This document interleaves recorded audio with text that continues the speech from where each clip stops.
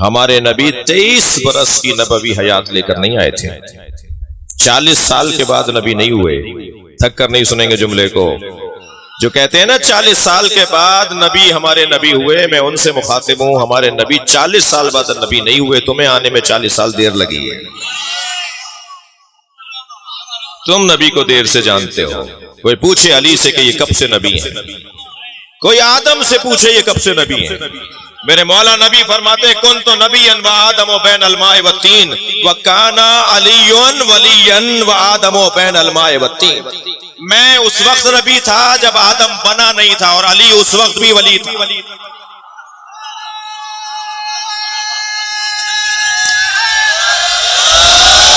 ہمارے یہاں یہ آدھی حدیث پڑھی جاتی ہے، پوری حدیث یہ ہے. نبی نے فرمایا میں اس وقت نبی تھا کہ جب آدم آب و گل کی درمیانی کیفیت میں تھے. علی اس وقت بھی ولی تھا جب آدم آب و گل کی درمیانی کیفیت میں تھے. آپ نے غور کیا اللہ نے کیا کہا ابلیس سے؟ یا ابلیس ما منعک ان تسجد لما خلقت بیدی استکبرت ام کنت من العالین. اے ابلیس، آدم کو سجدہ کرنے سے تجھے کس نے روکا تھا؟ سارے فرشتوں نے سجدہ کیا حضرت آدم کو، تو نے کیوں نہیں کیا؟ استکبرت، متکبر ہو گیا تھا. اچھا اللہ نے یہیں بتا دیا کہ جو سجدہ نہیں کرتا وہ متکبر ہوتا ہے، جو سجدہ کرتا ہے وہ متکبر نہیں ہوتا. اور کر رہے ہیں استکبرت ام کنت من العالین. متکبر ہو گیا تھا اس لیے تو نے آدم کو سجدہ نہیں کیا، یا عالین میں سے تھا؟ جی عالین کون ہے بھائی؟ نقن صاحب کا بڑا حسین جملہ. نقن صاحب فرماتے ہیں عالین علی کی جمع ہے. بھائی جملہ محسوس کریں. علامہ نقن صاحب فرماتے ہیں عالین علی کی جمع ہے، اور یہ ہستیاں جب وہاں ہوتی ہیں تو سب علی ہوتے ہیں، اور جب یہاں آتی ہیں تو سب محمد ہوتے ہیں. یہ اس وقت بھی تھے جب کچھ بھی نہیں تھا. اللہ نے سب سے پہلی مخلوق اگر کوئی بنائی ہے تو وہ اہل بیت کو خلق کیا ہے. دقت ہے اللہ نے سب سے پہلے ان پنجتن کے انوار کو خلق کیا ہے. بات آگے بڑھے. میں نے ایک جملہ کہا کہ ہم جوتیاں اتار کے بیٹھے ہیں، یعنی دنیا چھوڑ کر آئے ہیں. تو یاد رہے کہ امام بارگاہ لڑنے کی جگہ نہیں ہے، اس لیے کہ لڑائی تو دنیا کی خاطر ہوتی ہے.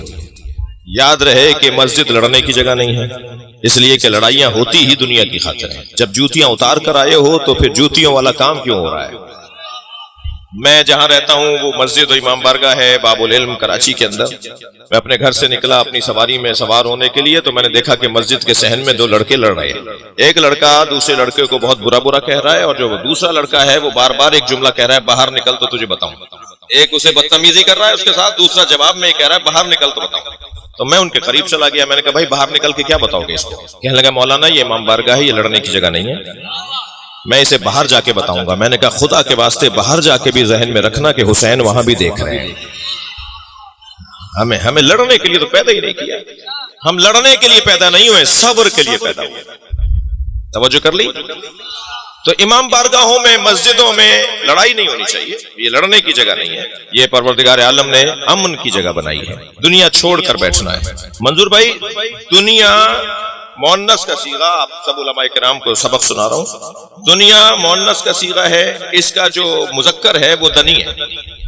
دنی مذکر ہے اور دنیا اسی کا مؤنث ہے. اور ہمیشہ ضد سے پہچانا جاتا ہے. جب تک دن نہیں آئے گا رات کی قدر نہیں ہوگی، جب تک رات نہیں آئے گی دن کی قدر نہیں ہوگی، جب تک بیماری نہیں آئے گی صحت کی قدر نہیں ہوگی جی، اور جب تک آنکھیں ہوں گی اس وقت تک نابینائی کی قدر نہیں ہوگی، اور جب تک نابینائی نہیں ہوگی آنکھوں کی قدر نہیں ہوگی.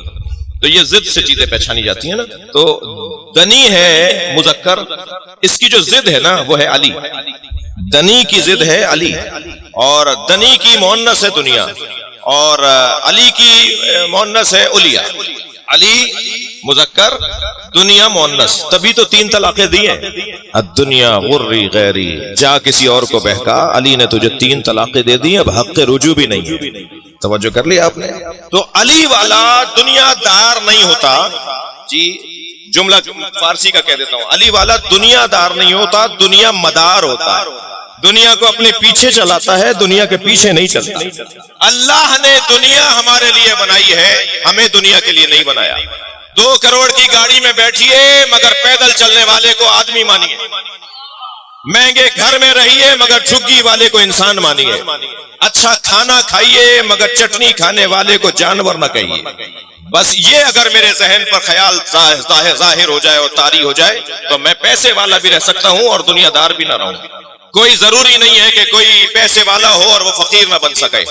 میں نے حاجن شاہ کا انتقال ہو گیا سیون میں، اللہ ان کی مغفرت فرمائے. میں ان کی خانقاہ میں بیٹھا ہوا تھا، ان کی کافی بولتے ہیں کیا بولتے ہیں جہاں یہ ملنگ بیٹھے ہوتے ہیں کافی، میں ان کی کافی میں بیٹھا ہوا تھا، ان سے ملنے گیا تھا. کچھ فقیروں کو بلایا ہوا تھا اور وہ مجھے قلندر کا کلام ہی فارسی میں، تو فارسی کے کلام مجھے سنا رہے تھے کچھ فقیر.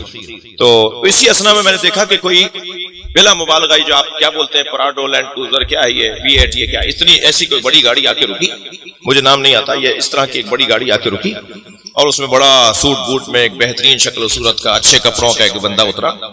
ہمارے سامنے اسے سلام اور یا علی مدد کہتا ہوا وہ اندر جھگی کے اندر خانقاہ کے اندر ایک اور کمرہ سا بنا ہوا تھا، جھگی بنی ہوئی تھی، اس میں چلا گیا. کچھ دیر کے بعد واپس آیا تو اس نے کشکول ڈالا ہوا تھا، کالے کپڑے پہنے ہوئے تھے اور کنٹھے کلابے ڈالے ہوئے تھے اور پیروں میں کڑیاں ڈالی ہوئی تھیں اور وہ ہمارے سامنے سے گزر کے چلا گیا. اچھا کچھ مجھے شبہ ہوا کہ یہ کون ہے، پھر غور سے دیکھا تو وہی تھا، گاڑی وہیں کھڑی کر کے وہ چلا گیا. میں نے کہا جی شاہ صاحب یہ کیا ہے، کیا ماجرا ہے؟ کہنے لگے یہ اتنے بڑے زمیندار ہے، اتنی اس کی ایکڑ زمینیں ہیں، اتنا بڑا یہ وڈیرا ہے، فلاں ہے، پسند وہ ہے، بڑے پیسے والا ہے، اور یہ ہر کچھ مدت کے بعد یہاں پر اپنے نفس کشی کے لیے، اپنی انا مٹانے کے لیے فقیر بننے آتا ہے. مجھے تو وہ منظر اچھا لگا. یہ اپنے آپ کو اس انداز سے کھڑا کر دے گا، وہاں لے جا کے کہیں بٹھا دے گا، دھوپ میں مٹی میں جا کے بیٹھ جائے گا، اور پھر جب اس کی مشق مکمل ہوگی تو یہاں آئے گا، کپڑے چینج کرے گا، اپنی 2 کروڑ کی گاڑی میں بیٹھ کے چلا جائے گا. تو یہ کس نے کہا ہے کہ اچھی گاڑی نہ رکھو؟ یہ کس نے کہا ہے اچھا گھر نہ رکھو؟ اللہ کہتا ہے اچھا گھر رکھو مگر غریبوں کا بھی خیال رکھو. مہنگے پیسے اور مہنگی زندگی گزارو مگر غریبوں کا بھی خیال رکھو. دنیا اللہ نے مومن کے لیے بنائی ہے، مومن کو دنیا کے لیے نہیں بنایا. پلٹیے اس زمانے میں جو زمانہ نبی کا زمانہ ہے. والعصر، قسم ہے عصر مصطفیٰ کی. قائد اعظم سے کسی نے پوچھا کہ سنی ہے یا شیعہ؟ جب پاکستان بننے کو تیار ہو گیا نا پھر انہیں خیال آیا کہ یہ تو شیعہ ہے، اب کیا ہوگا. قائد اعظم نے بھی بہت زیادہ ہمارا ساتھ نہیں دیا، وہ شیعہ ہونے سے زیادہ ٹائی والے زیادہ تھے، اللہ ان کی مغفرت کرے. انہوں نے بھی بگول مول لکھا ہے کہ جی سب کو سب کا حق ملے گا. صلوات پڑھیں ذرا محمد و آل محمد. اس سے بہتر اور بلند صلوات نبی کی ذات بھی.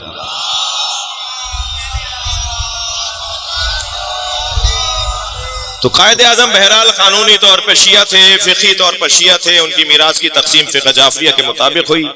تو پوچھا کچھ محترم لوگوں نے جا کر آپ شیعہ یا سنی؟ تو قائد اعظم نے بے ساختہ فرمایا میں عصر مصطفیٰ کا مسلمان. بس عزیزو پیغام یہی ہے کہ عصر نبی میں پلٹ جاؤ.